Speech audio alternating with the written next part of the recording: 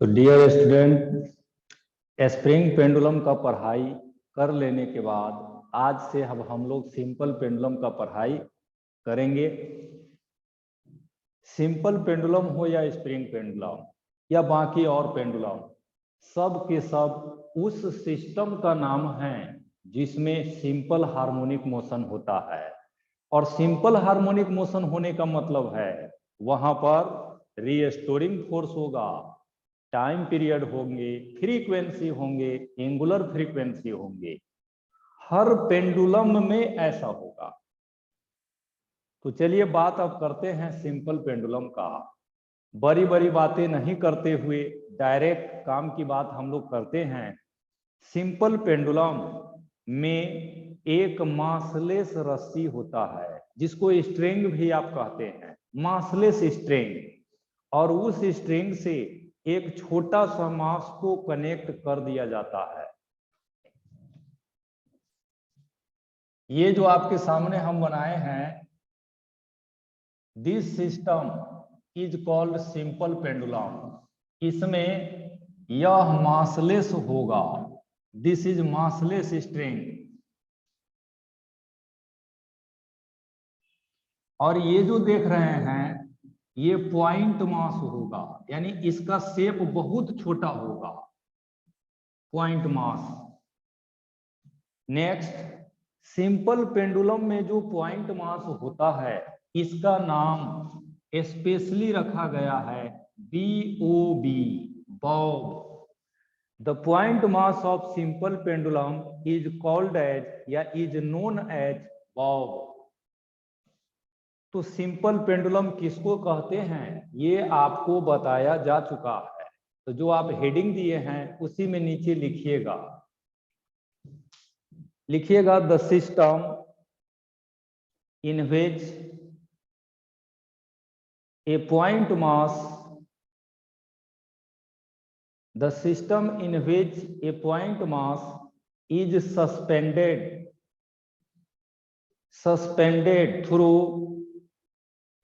massless string, suspended through massless string is called simple pendulum, is called simple pendulum। अगले point में लिखिएगा the point mass, the point mass of simple pendulum is called as BOB, bob। The point mass of simple pendulum is called as bob। वहीं पर नीचे तीसरे point में लिखिएगा when bob is slightly displaced, when bob is slightly displaced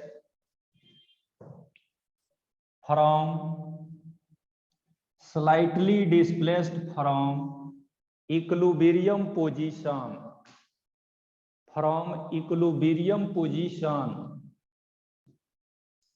and released,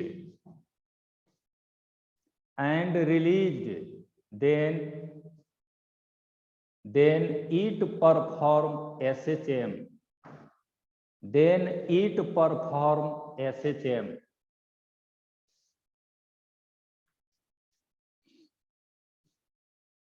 इतना लिखने के बाद वहीं पर नीचे पैराग्राफ चेंज करके लिखिएगा late a small m be the mass, a small m be the mass of bob, and small l be the length of string। इतना लिखने के बाद अब रुक जाइए, जो बातें बता रहे हैं अच्छा से सबको सीख लीजिए। देखिए यही है आपका सिंपल पेंडुलम। हम इस मास को थोड़ा सा से लेफ्ट या राइट करें, जैसे यहां पर ले आए, यहां पर जब ले आइएगा और छोड़िएगा तो यह मास इधर आएंगे, फिर लौट के जाएंगे, फिर आगे आएंगे, फिर लौट के जाएंगे, ऐसे चेम परफॉर्म करेगा। यही बात अभी स्टेटमेंट में भी लिखाया गया है। चलिए ऐसे चेम होगा, क्यों होगा, ये सब तो समझ गए। लेकिन जैसा कि आप जानते हैं ऐसे चेम कराने वाला कौन होता है, उसका एक ही नाम है, दैट इज रीस्टोरिंग फोर्स। तो सिंपल पेंडुलम में रीस्टोरिंग फोर्स क्या होगा, यही हम लोग पढ़ने आए हैं। ठीक है, तो उसी को अब बताने जा रहे हैं।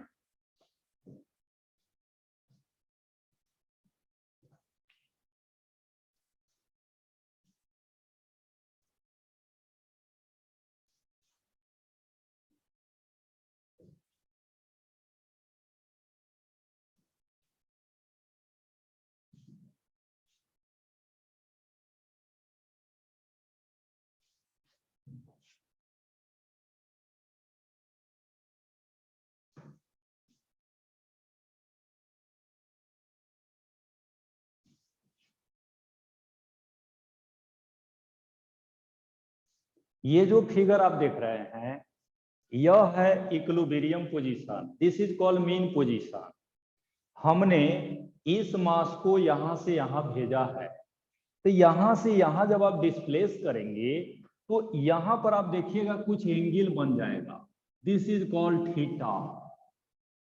और इस बॉल में जो डिस्प्लेसमेंट हुआ है यानी यहां से यहां, ये जो देख रहे हैं दिस इज कॉल्ड यस।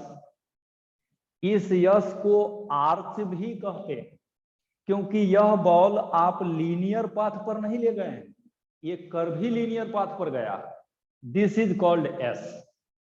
आगे देखिए, अब आप इक्विलिब्रियम पोजीशन से, ये आपका मीन पोजीशन है जिसको इक्विलिब्रियम पोजीशन एसएचएम में कहा जाता है। यहां से बॉल को जब यहां ले जाएंगे और छोड़ देंगे तो यह आगे पीछे एसएचएम करेगा।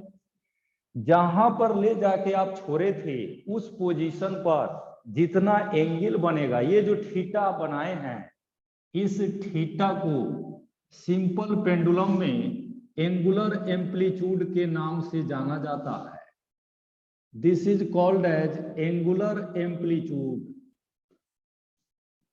और जो आर्च होगा, अब 1 सेंटीमीटर ले गए, 2 सेंटीमीटर ले गए, 5 सेंटीमीटर ले गए, यस का जो वैल्यू होगा this is called linear amplitude. तो यह जो देख रहे हैं दिस इज लीनियर एम्पलीट्यूड, और ये थीटा जो है यह है आपका एंगुलर एम्पलीट्यूड। ठीक है, ये दो टर्म थे यहां पर, हम आपको बता दिए हैं। आप 2 डिग्री से डिस्प्लेस करिएगा तो वह 2 डिग्री एंगुलर एम्पलीट्यूड होगा, 4 डिग्री से किए तो 4 डिग्री होगा, 30 डिग्री से किए तो 30 डिग्री होगा। अब देखिए आगे, मुख्य बात हम लोग को यह जानना है कि रीस्टोरिंग फोर्स क्या होगा। तो ये बातें हम आपको पहले भी बताए हैं, आज भी बताने जा रहे हैं। रीस्टोरिंग फोर्स मीन पोजीशन पर कैलकुलेट नहीं करेंगे हम लोग एक्सट्रीम पोजीशन पर कैलकुलेट करेंगे हर केस में, या फिर बीच में कहीं करेंगे, क्योंकि मीन पोजीशन पर तो फोर्स होता ही नहीं है। तो यहां पर जो जो फोर्स लगेगा उसको दिखा दीजिए, ठीक है, वही करने जा रहे हैं। आप देखिएगा इस बॉल पर नीचे के तरफ mg फोर्स लगेंगे, दिस इज mg फोर्स। इधर लाइन अगर आप एक्सटेंड करते हैं तो यहां जितना एंगल है वही एंगल यहां भी होगा, दैट इज थीटा। इसी mg फोर्स का एक कंपोनेंट इधर होंगे mg cos थीटा, और एक कंपोनेंट आपका इधर आएगा mg sin थीटा। जैसा कि आप फिगर में देख रहे हैं।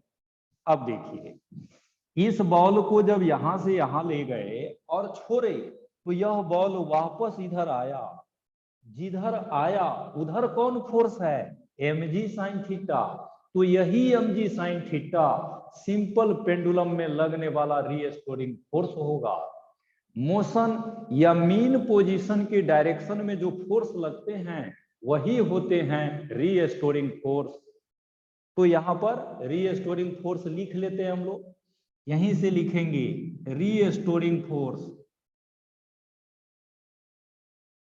रीस्टोरिंग फोर्स F ये बराबर होगा -mg sin theta. Simple pendulum में लगने वाला रीस्टोरिंग फोर्स यही होता है। स्प्रिंग पेंडुलम जब पढ़ रहे थे तो वहां पर रीस्टोरिंग फोर्स kx के बराबर होता था, यहां पर है mg sin थीटा। अब कुछ मैथमेटिक्स की बातें आपको यहां पर जानना पड़ेगा, तभी आगे का वर्क हो पाएगा। और वह बातें कौन है उसको यहां पर एक बॉक्स बना करके हम आपको बताते हैं। देखिए, फॉर ए स्मॉल एंगल, जब एंगल बहुत छोटा होता है तब साइन थीटा को थीटा से लिखते हैं। For a small angle sine theta equals theta. Next, math में यह भी पढ़ते हैं और हम लोग रोटेशन चैप्टर में भी पढ़े हैं, एंगल बराबर होता है आर्च बाय रेडियस। तो यहां एंगल आप कितना बनाए हैं, थीटा। थीटा बराबर आर्च कितना है, एस बाई, अब रेडियस लेना है।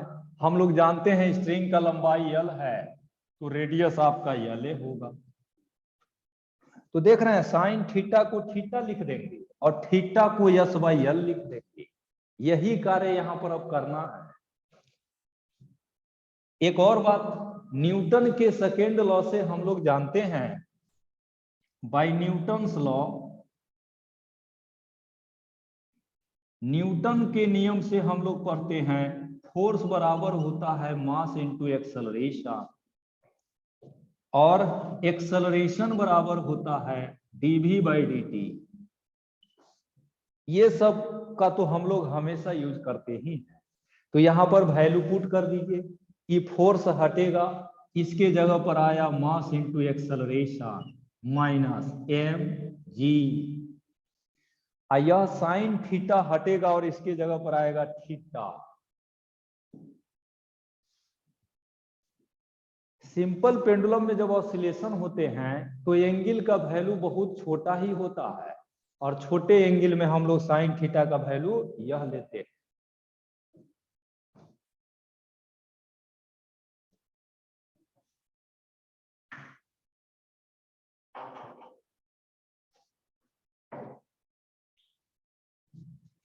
चलिए अब पुट कर दीजिए, मास से मास कट जाएगा, बच जाएगा इधर एक्सेलरेशन, यहीं से एक्सेलरेशन बराबर माइनस g इंटू थीटा। अब एक्सेलरेशन का वैल्यू रखिए dv बाई dt बराबर माइनस g, और थीटा का वैल्यू रखिए s बाई l। जैसा कि आप देख रहे हैं, अब आगे वेलोसिटी बराबर होता है ds by dt, sense velocity equals ds by dt। तो यहीं से देखिए d बाई dt और v हटा, इसके जगह पर आया ds बाई dt, और उधर में है minus g s by l। ये जो लिखा हुआ है इसको हम लोग लिखते हैं d square s by d t square, और इसको भी इस पार ले आइए तो plus g by l into s equals 0। ये इक्वेशन हर एसएचएम में आएगा, और this is differential equation of SHM. यहीं पर हम लोग लिखेंगे दिस इज required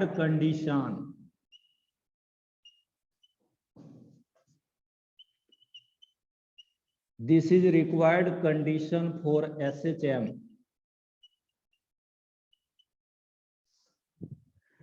ठीक है, यहां तक हम लोग समझ गए। अब यह इक्वेशन आ जाता है तो इसके बाद क्या करते हैं, डिफरेंशियल इक्वेशन ऑफ SHM से कंपेयर करते हैं।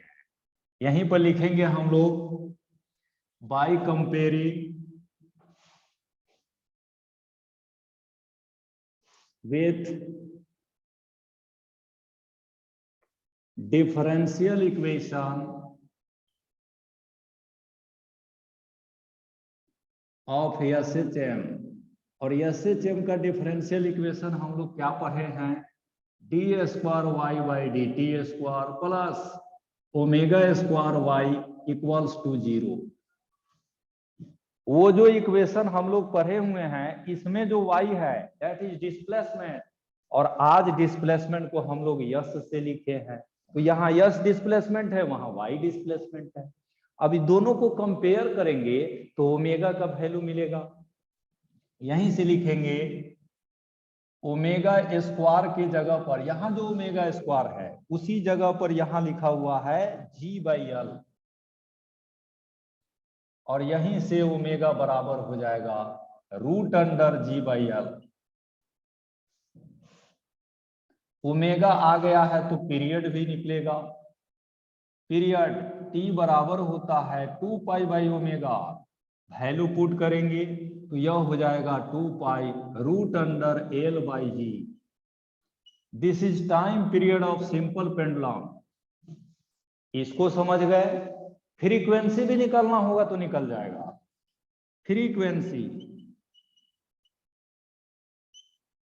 फ्रीक्वेंसी f बराबर होता है 1/t, और यहीं से फ्रीक्वेंसी बराबर आ जाएगा 1/2 पाई √G/L। तो this is important terms related with simple pendulum. तो सिंपल पेंडुलम क्या होता है, कैसे एसएचएम करता है, रीस्टोरिंग फोर्स कहां से जनरेट होता है। इस एसएचएम में एम्पलीट्यूड दो प्रकार के होते हैं, लीनियर और एंगुलर, जिसके बारे में भी बताए, और फाइनली पीरियड और फ्रीक्वेंसी भी हम लोग पढ़ चुके हैं। वहीं पर इसको नोट कर लीजिए। अब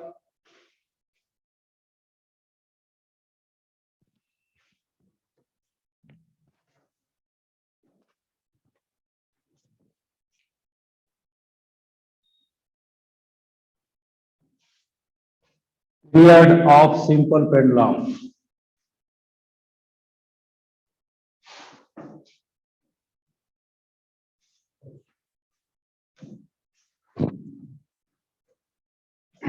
अभी अभी पढ़े हैं टाइम पीरियड के बारे में कि टाइम पीरियड T बराबर होता है 2 पाई √L/G के। सिंपल पेंडुलम यही है।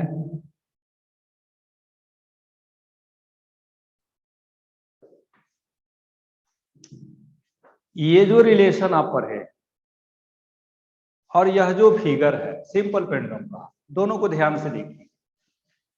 ये जो टाइम पीरियड का इक्वेशन है इसमें ई मास नहीं है, यानी सिंपल पेंडुलम में मास 1 kg रहे या 1000 kg रहे, टाइम पीरियड सेम होगा।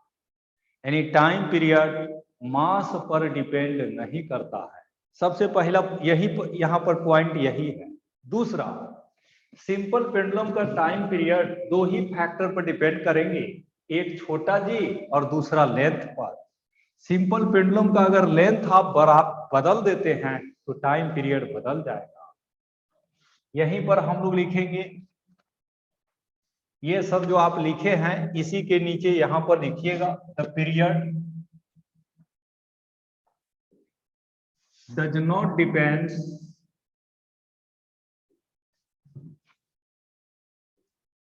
does not depends on mass.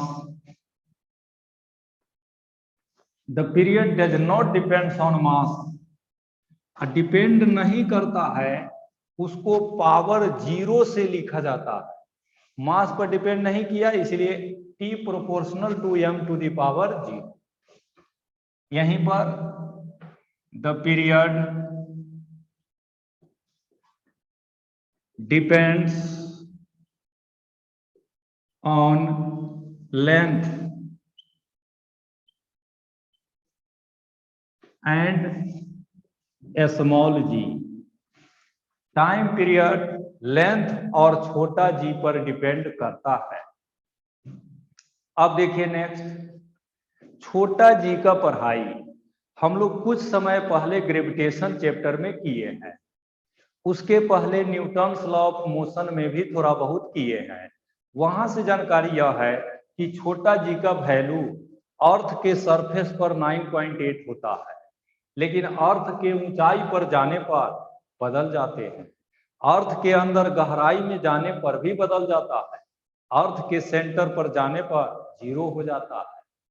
तो छोटा जी के वैल्यू में अलग अलग परिवर्तन होने के कारण सिंपल पेंडुलम का टाइम पीरियड में भी परिवर्तन होता है। यहीं पर लिखेंगे हम लोग,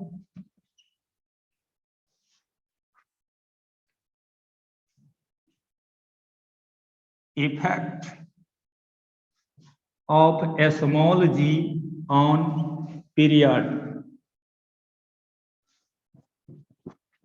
स्मॉल जी का इफेक्ट पढ़ने आए हैं पीरियड। टाइम पीरियड पर छोटा जी के वैल्यू का क्या प्रभाव होगा ये पढ़ने आए। ठीक है, इधर एक फिगर बना देते हैं और फिगर में ही सब चीज आपको बता देते हैं। देखिए ये अर्थ का फिगर हम बनाए हैं।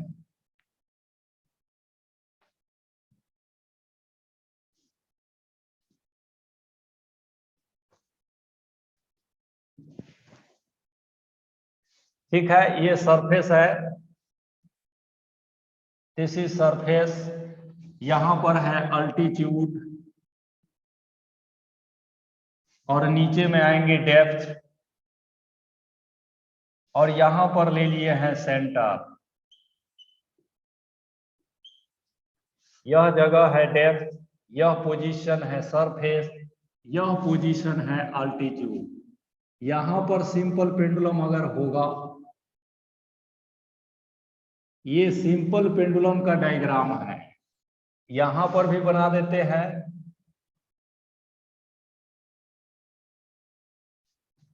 यहां पर भी बना दीजिए,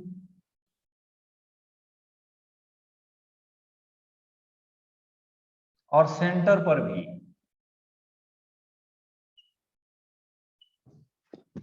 सिंपल पेंडुलम का डायग्राम 4 पोजीशन पर बनाया गया है। इस सिंपल पेंडुलम का हम लोग को पीरियड जानना है, तो पीरियड जान लीजिएगा जब छोटा जी जानिएगा। तो देखिए जानकारी क्या है, सरफेस पर जी को जी से लिखते हैं, डेप्थ में जी डैश से लिखते हैं, और इसका वैल्यू आप पढ़े हुए हैं, small ji 1 minus x by are. Centre पर जी का वैल्यू 0 होता है। अल्टीट्यूड पर जी double dash ji R by are plus H का होल स्क्वायर। ये छोटा जी का वैल्यू डिफरेंट लोकेशन पर ग्रेविटेशन चैप्टर में आपको बताया गया है। अब टाइम पीरियड निकालना है तो जी का यही सब वैल्यू आपको पुट करना होगा। देखिए सरफेस पर टाइम पीरियड टी बराबर 2 pi root under l by ji. Altitude पर गए, टी बराबर 2 pi root under l by. अब जी का वैल्यू यह लेना होगा, जी R by are plus H का होल स्क्वायर। डेप्थ में आए हैं, टाइम पीरियड टी बराबर 2 pi root under l by छोटा जी 1 माइनस एक्स बाई आर। और सेंटर पर आएंगे तो time period 2 pi root under l by 0, और यहीं से टाइम पीरियड आएगा infinity. This is period of simple pendulum on the surface of Earth, depth, center and altitude। छोटा जी का वैल्यू आप सब जगह जानते ही हैं, पुट कर दिए, टाइम पीरियड निकल गया, और पता चला कि सेंटर पर सिंपल पेंडुलम का टाइम पीरियड इनफाइनाइट हो जाएगा। तो ये था छोटा जी का effect acceleration due to gravity पर।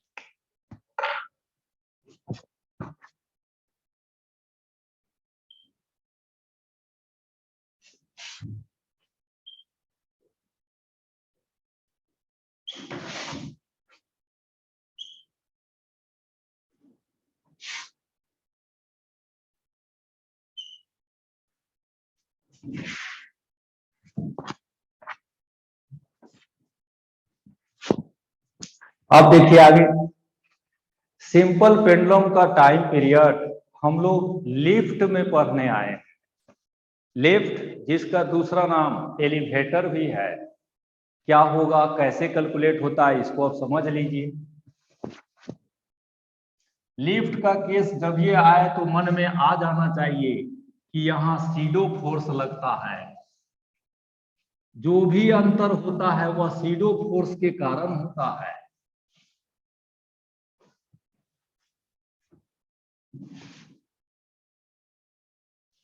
ये है लिफ्ट, सिंपल पेंडुलम इसमें लगा हुआ है।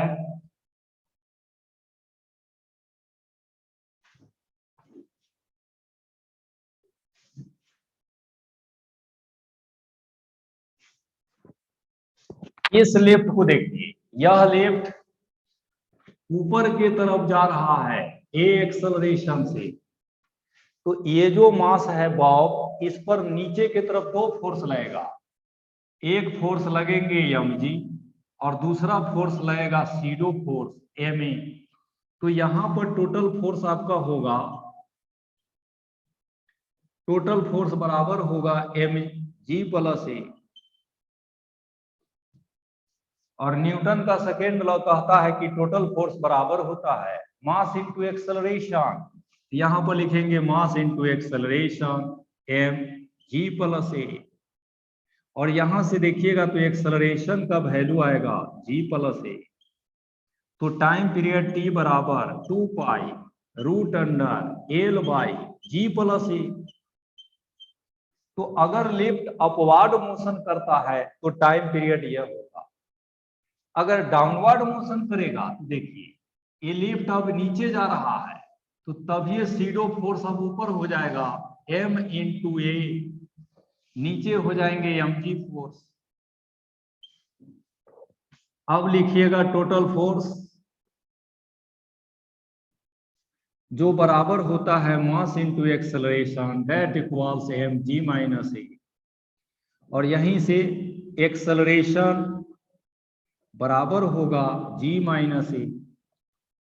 अब इसको पुट करना है, टाइम पीरियड t बराबर 2 pi root under l by g minus a. तो लिफ्ट में सिंपल पेंडुलम रखेंगे तो सीडो फोर्स के कारण टाइम पीरियड बदल जाता है। सिंपल पेंडुलम को कार में लगाएंगे तो क्या होगा, उसको भी अब बताते हैं।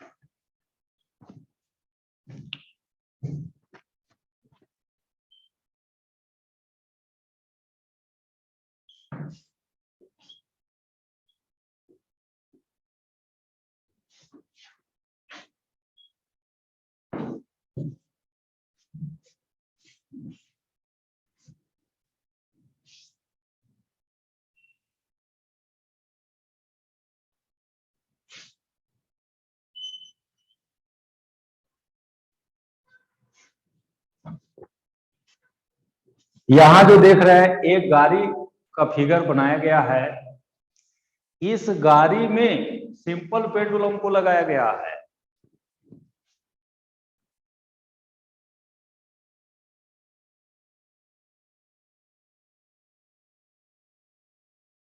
और यह गाड़ी इधर जा रहा है ए एक्सेलरेशन से। तो अब देखिए सिंपल पेंडुलम के मास पर फिर दो फोर्स लगेगा, एक नीचे की तरफ mg फोर्स और इस डायरेक्शन में सीडो फोर्स ma। अब टोटल फोर्स जब निकालिएगा तो ऐसे ही टोटल फोर्स बराबर होगा mg vector plus ma vector. यहां पर निकाल रहे थे तो वेक्टर नहीं लिख रहे थे, वहां पर वेक्टर लिखे हैं। इसका कारण क्या है सो भी जानिए। यहाँ पर दोनों फोर्स सेम डायरेक्शन में था तो सेम में रहता है तो ऐड करना पड़ता है, यहाँ पर अपोजिट डायरेक्शन में है तो घटाना पड़ता है, लेकिन वहां पर परपेंडिकुलर डायरेक्शन में है इसलिए वेक्टर में हमने लिखा है। और टोटल फोर्स बराबर होता है मास इनटू एक्सेलरेशन, ऐसे यही बराबर हो गया mg vector plus ma vector.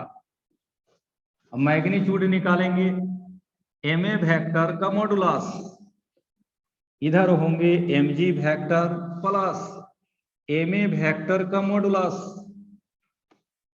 और दो वेक्टर जब 90 डिग्री पर होता है तो मैग्नीट्यूड कितना होगा ये हम लोग जानते हैं। यहीं से ma बराबर root under this square plus this square, mg का होल स्क्वायर प्लस ma का होल स्क्वायर। इसी को सोल्व कीजिएगा, एक्सेलरेशन बराबर आएगा m root under g square plus a square, m से m भी कट जाएगा। This is acceleration. तो टाइम पीरियड यहीं से पीरियड t बराबर 2 pi root under l by root under g square plus a square. तो अगर किसी सिंपल पेंडुलम को किसी गाड़ी में लगाएंगे तो उसका टाइम पीरियड इसी तरह से कैलकुलेट होगा।